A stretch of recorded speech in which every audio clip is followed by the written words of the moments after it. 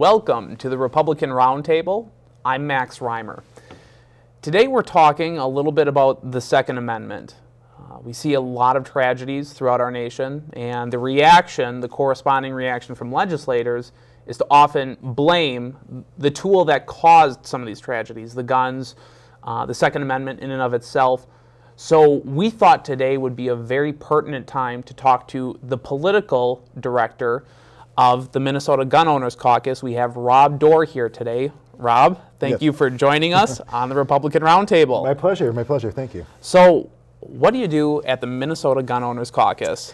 Well, I'm the political director, as you said, so that means basically anything that has to do with crafting legislation or legislative strategy, how we interact with politically motivated people, our activists, kind of goes through me. Okay, getting right into it. We've had these tragedies that have happened, and they get very politicized over the last, let's just say, decade. It's been longer than that. And guns are automatically the thing that people blame, or the media at large seem to blame. Getting into the philosophy of the Second Amendment, how do we, because naturally, as Republicans, the next step is to blame us after they blame the guns, because naturally we're inclined to defend the Second Amendment. Yeah, it goes from guns to NRA to Republicans. Yep. How do we speak intelligently against those types of assaults on a constitutionally guaranteed right that we have? Yeah, I think the first thing you need to do is to realize that most of the time, the people who are coming up with those arguments are doing so from an emotional basis. They're not going it off of logic or fact. It's just, oh my God, something happened and we need to do something. So first you have to recognize that and decide whether it's worth getting engaged in that type of argument. Sometimes it is and sometimes it isn't. So if the person who you're looking at engaging with is ranting and raving, and you're not going to really appeal to logic with them, just kind of ask, is it worth it? But then beyond that, it's easy to, when you look at it, the mass shootings get a lot of media attention, and that's why people get so emotionally motivated by it. But mass shootings account for just a fraction of gun deaths in this country. There's about 30,000 gun deaths in the United States every year. Over 2/3 of those are suicides. So right away, for the vast majority of those, they're not people who are prohibited persons, and they're not people who, if a gun wasn't available, wouldn't have used some other means. And by that, I kind of reflect on Canada's suicide rate. Canada has a suicide rate that's almost the same as the United States. They just prefer rope over firearms. So when you look at that, the firearm isn't really a factor in the suicide. So 2/3 of them are already out. So you're at about 10 to 12,000 firearm deaths. Of those, the vast majority are gang-related, criminals shooting criminals. When it comes to actual mass shootings, it's less than 0.5% of 1% every year that are attributed to the mass shootings. So first, you can kind of break it down that this isn't some sort of epidemic. We are on a little bit of an uptick in the last 2 years, but traditionally, the 90s, we saw a lot more mass shootings than we did in the last 10 years. And a lot of the perception that it's on the increase is because of the media coverage, is because the 24-hour media cycle, when it's trending hashtags and things like that. So you have to kind of recognize the facts of the situation and then kind of appeal to logic on that. Now, if you want to address gun deaths, you kind of want to look at this big pile of criminals shooting criminals rather than the small mass shootings, tragic as they are, that don't really account for the vast majority of our gun deaths. I think the argument would be made, though, even in those criminal shootings, in some cases, you hear it in suicides. If they never had a gun, it never would have happened. Right. And then, it feels like that, but the reality is the people who are most serious about committing suicide, you have varying degrees of suicide from people who are they may or may not, they're a little bit tepid to people who have made the decision and it will be done. Those are the people who typically use firearms in those suicides. And like I said, with Canada, those people tend to go use ropes instead. So it's not a mechanism of controlling the tool. If suicides was that easy of a problem to solve and banning firearms would do it, I would be the first to look at it, because that's the majority of our gun deaths. If we could look at the way that people get firearms and and control the suicide rate, that would be something that I would look at. But we've seen in other countries that hasn't been the case. And then furthermore, the people who do commit suicide with firearms aren't prohibited persons. So they've passed background checks to get their firearms, or they've acquired them through an illegal means in and of themselves. So it's really that passing another law isn't going to do that. You need to address the behavior behind it and not the tool that's being used.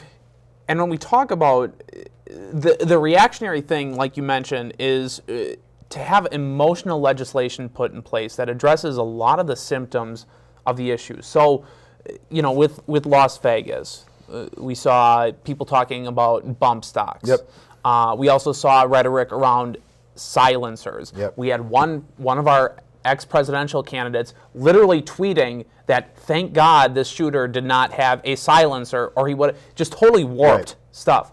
Yeah, with this most recent shooting in Texas, we're having another conversation about assault rifles. Right. And then for a while, and it's still kind of trending that way, universal background checks. Let's take this step by step. I mean, you hit me with a lot there. I mean, there's a lot on this table. Starting here, what is a bump stock? All right. So a bump stock is a piece of hardware that allows somebody to bump fire a rifle. Now, bump fire is something that's been around for a long time. Bump fire is a technique, not a technology. Bump stock is just one of the means that somebody can achieve bump firing. And what it does is it's a stock that's in a fixed position that allows the front of the firearm to move back and forth. And what happens with that is, as the firearm is being fired, it kind of jolts the firearm back and forth, increasing the rate of fire, also vastly decreasing the accuracy of it. But it allows basically you're just shaking the gun to make it fire faster. You can achieve the same exact firing with other means, even a few things that you can find around your house, which I'm not going to get into. You can find it out if you want to. But banning the bump stock isn't going to eliminate bump firing. Bump firing, again, is a technique. But there are arguments that could be made, and there have been made, and you can't really substantiate it, that the bump firing might have actually saved lives. When somebody has between 10 and 16 minutes uninterrupted to wreak havoc, the rate of fire, magazine capacity, all of that really isn't relevant. If he had been taking slow, aimed shots, there might have actually been more people who were killed and injured than just the unaimed, rapid spray shots that were there. That's speculation, but again, it's something that's never been used that we know of in a mass shooting. It's something that may not have had a very large factor in this mass shooting, but immediately, within 24 hours, there was a call to ban it. Yes. And again, that's just that emotional reaction that's not logical. And the emotional reaction works on legislators, because now they can look and say, hey, you had a concern about that. I did something. I did something. A lot of them know, if they look at the data, that it's not going to have any efficacy, but they can look back and say, hey, you were concerned about that. I put my name on that bill. Right. And ultimately that helps them preserve their own power in the long term, even if they're not serious about a solution. Another one of those factors, as I mentioned before, was this call to ban silencers. Yeah. Now, when I think about silencers, I think about the thing that James Bond screws on his gun, and then I'm in GoldenEye playing, and you just hear, pss, pss, you know, and silently assassinate somebody. What are they even referencing when they say we need to ban silencers? Yeah, so silencers, which I prefer to call suppressors because that's a more accurate term, excuse me, they were developed by Hiram Maxim, who is the guy who actually invented the car muffler. So when you look at it, the car muffler and the silencer, suppressor, operate on kind of similar technology, baffles that change the direction of air and therefore muffle sound waves. So they operate on the same technology. They Hiram Maxim used the word silencer as a marketing tool. So you'll see ads from the early 1900s saying, "Oh, get the Maxim silencer," to be friendly to your neighbors. And in lots of parts of Europe, here's what's kind of interesting, is it's considered polite when you're hunting or target shooting to use a suppressor, because then you're not creating noise pollution. The suppressor is purely a safety device. There is no tactical advantage and no offensive capability that you gain from using a suppressor. The suppressors that you can buy on the market, they reduced the audible sound of a gunshot to about 30 to 40% if you get a really good one. That's not silent. If you hear a gunshot and you suppress it, you still need ear protection. It's still louder than a jet engine at about 100 feet. It's louder than a lawnmower. So it's not that you see in your Bond movies, right, and the video games. And Hollywood has just done a terrible job of creating that perception that a silencer is going to completely silence or muffle the sound of a gunshot. So it reduces the audible sound. Right. Let's talk background checks for a little while, because that is, and I know I'm going through the laundry list of Democrat talking points that you're used to, and for our audience, I think it's important that you hear from an expert about how to kind of address some of these talking points. But in terms of background checks, what's in place now? What hypothetically are Democrats demanding for strengthening background checks? I mean, even Rob, when I ran for office, my opponent talked about this kind of gun show loophole thing and just repeated it. There was no explanation of what it was. What background checks do we have right now to purchase a firearm, and what things are Democrats calling for after a tragedy like this? All right, so this one's a bit long-winded. We'll take you through it there. So first off, the vast majority of firearm sales that happen through a licensed dealer. Any licensed dealer, that is somebody who profits from the selling of firearms as a means of a business, has to be a licensed dealer. Otherwise, they're committing a felony. So if I sell firearms for profit as a business out of the back of my car and I'm not a licensed dealer, I'm committing a felony every time I sell a firearm. If I am selling my own private collection, so I've got a spare deer rifle that I want to sell to you, Max, I don't need to be a licensed dealer. Just like if I wanted to sell you my car, we don't need to go through the government to approve that transaction. We just say, hey, Max bought the car, here it is. If you're not driving that car on public roads, if you're just using it on your own property, you don't even need to register it with the government. Right.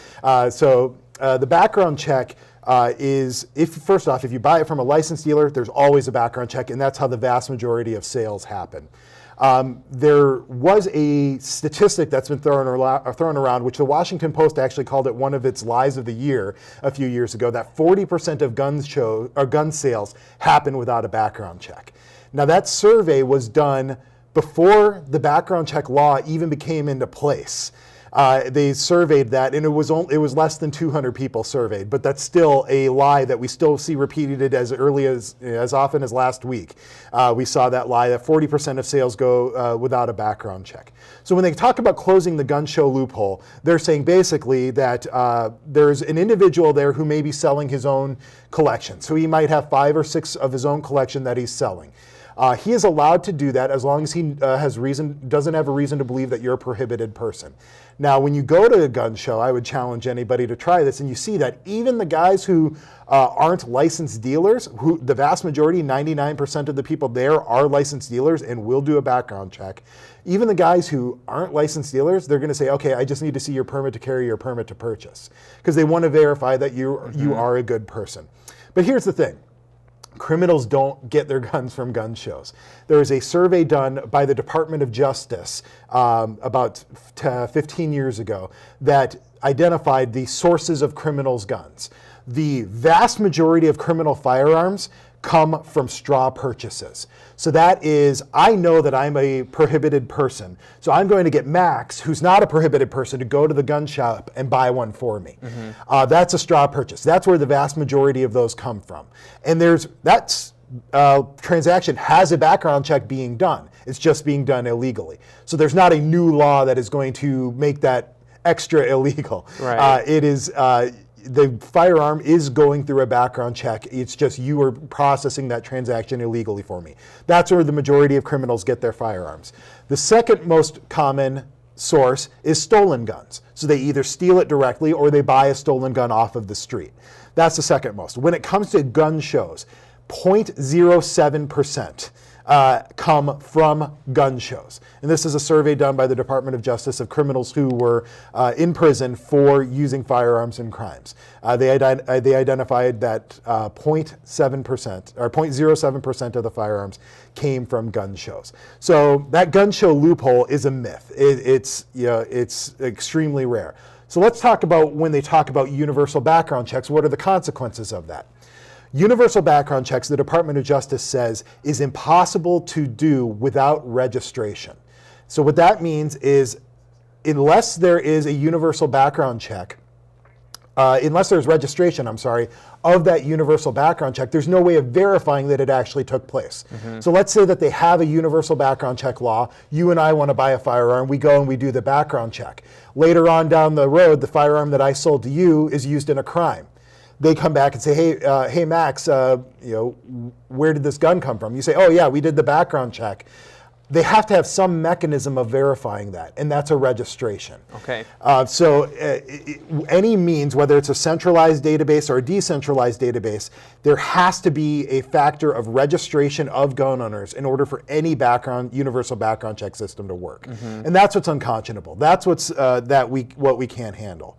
Furthermore, when you look at universal background check, every law that's been proposed in Minnesota has, if I would have, let's say we're going deer hunting this weekend, your shotgun is broken, so I loan you one of mine. That transaction, absent a federally licensed dealer, would have been an illegal transaction. Okay. I can't hand you a firearm to go and use for hunting. Let's say I wanted to give my son a .22 for his birthday. Let's say he's getting into target shooting, he wants to go hunting, and I give him a .22. Unless that transaction, that gift, goes through a federally licensed dealer, that's an illegal transaction. So what happens when you see general polling, do you support universal background checks? The questions that are typically asked are, do you think universal background checks should be enabled to stop criminals from getting firearms? Obviously a slanted way of asking the question. Yeah, absolutely. 90% of people are going to say, oh, absolutely. Yep. Or if you say, should criminals go through background checks before buying a firearm? 99% of people are going to say absolutely.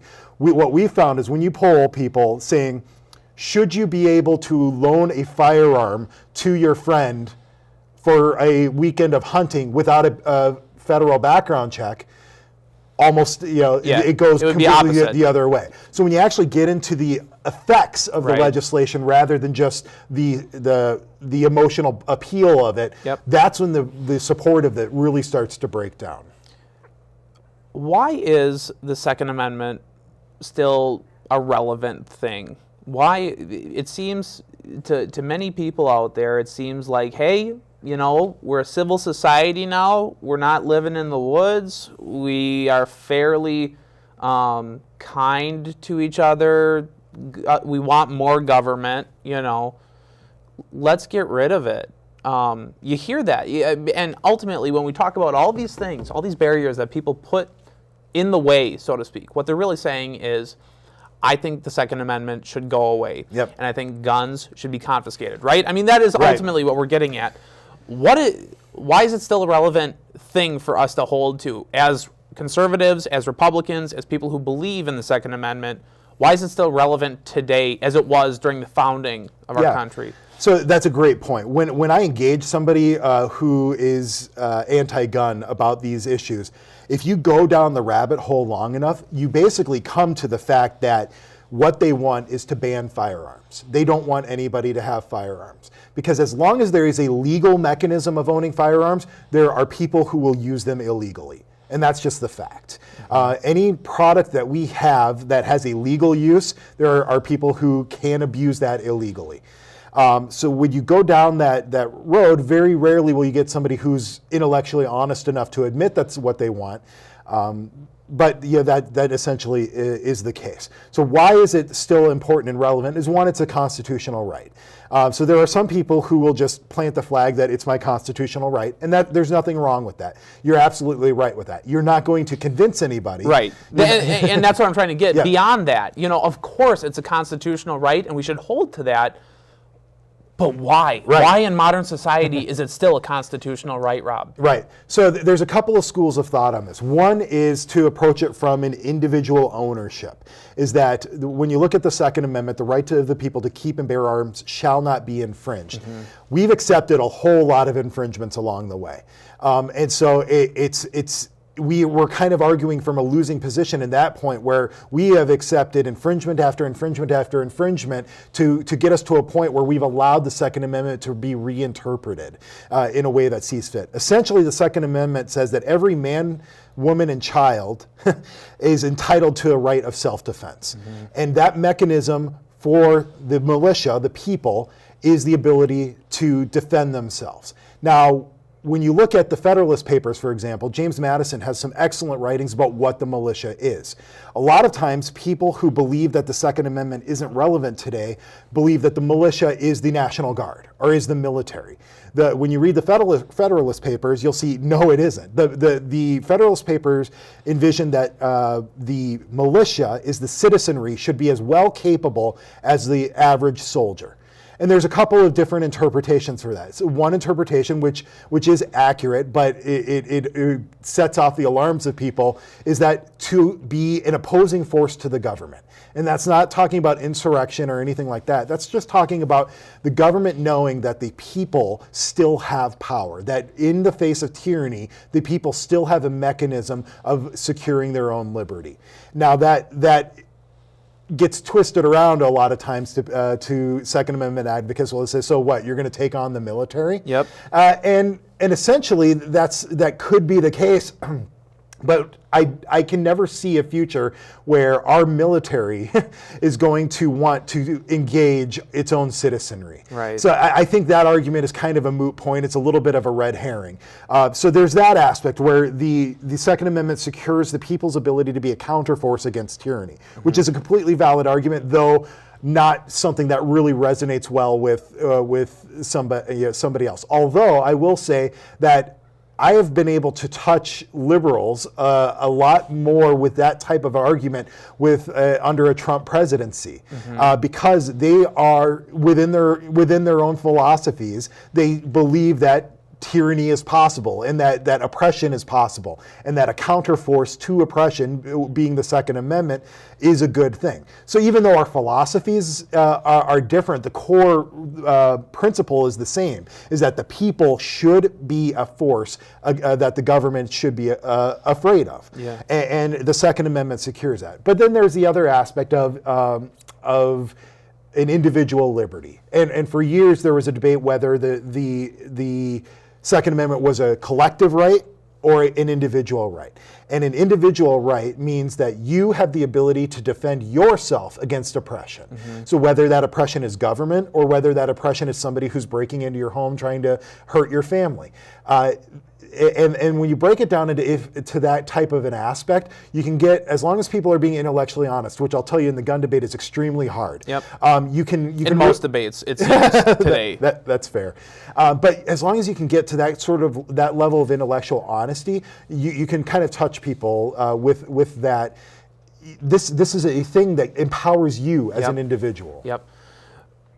Getting back to the local level, what are you guys doing right now as the Gun Owners Caucus, and what are your plans for next session on a very high level? We're kind of running out of time here, but I want you to touch on that a little bit. Yeah, so a few things that are really hot button issues for our members is one, we are expecting that assault weapons ban is going to be introduced in Minnesota. It's been introduced federally.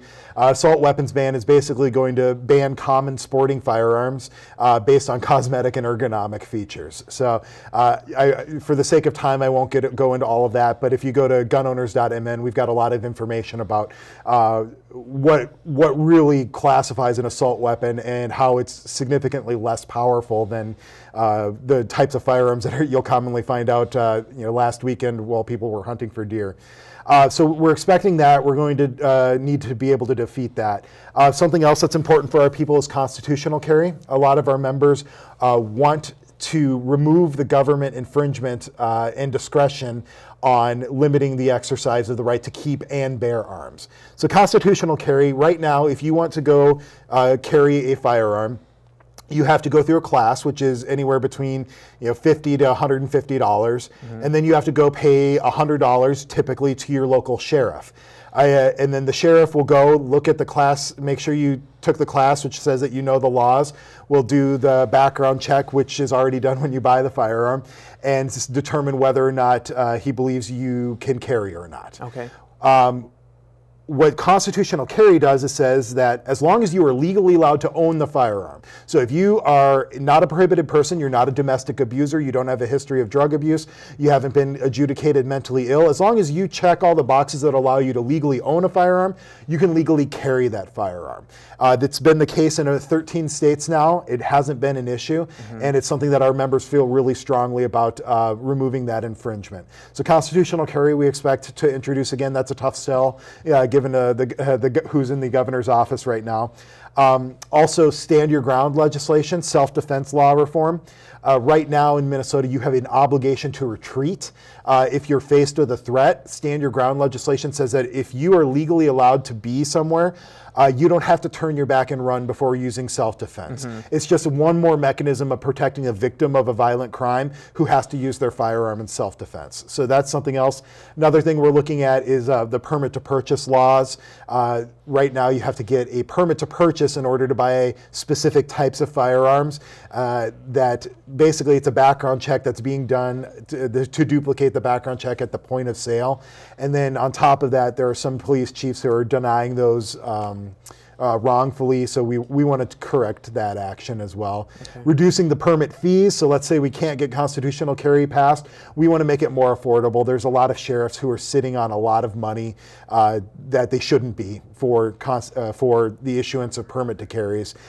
There's a lot of things. Yeah, and sounds like it. Yeah, and we also, we do a member meeting every year for the members of the Gun Owners Caucus, and we listen to them and hear about their hot button topics and what they want us to take on. What can people do? Because, and I wanted to get into it, we're not going to be able to get into it, but you hadn't had as much success in Minnesota as you would have liked. With our last 20 seconds here, what can people do to get involved, and how can we influence on your behalf or on gun owners' behalf our legislature? The first thing you could do is just be engaged, pay attention.